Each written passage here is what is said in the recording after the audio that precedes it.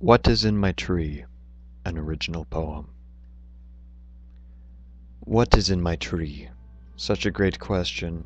It's interesting you should ask me. But in order to tell you what's in my tree, I must first tell you a little story. This tree has been here for many moons, and I don't imagine it's going anywhere soon. Let me tell you the tale, so long as you promise not to bail. It started when I was 19, a young man. I lived on my own, leaving my clan. My town had a child who was quite naughty. He had vandalized the town's property, and it started to look quite badly. So I decided to discipline him properly, for he was driving the people crazy. That same day I planted my sapling tree, and I made the boy fertilize it just for me. He did his job well, never again to bother anyone, even with a bell. Years passed, and then I met her. Sophie was her name. We were meant for each other. Never did I do something lame, for I thought our love was the same. Wherever we went, it was her I carried. I planned to get married.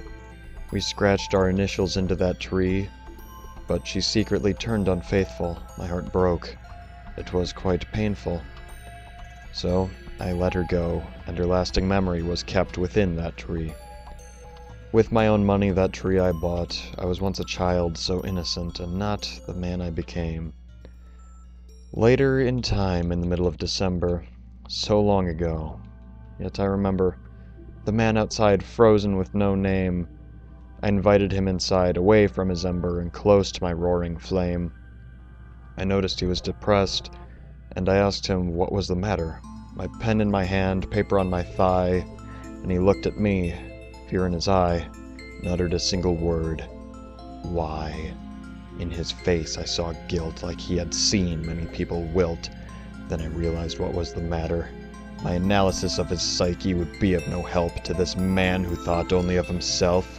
My pen fell to the floor with a clatter. His eyes locked on mine. The fear was gone, replaced with a thirst for blood. I had to stop this monster man from killing once again. I pretended nothing was wrong, and showed him my tree. And after my harsh assistance, you could say, so to speak, that he had turned over a new leaf. By this time, I was an adult. In my 30s, I was the world's salt. I had helped many to have better purposes, far too many to tell you in this story.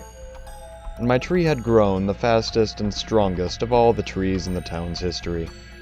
Now an elderly woman had caught on to me. She had lived relatively close and seen what I had done to those who I had helped before.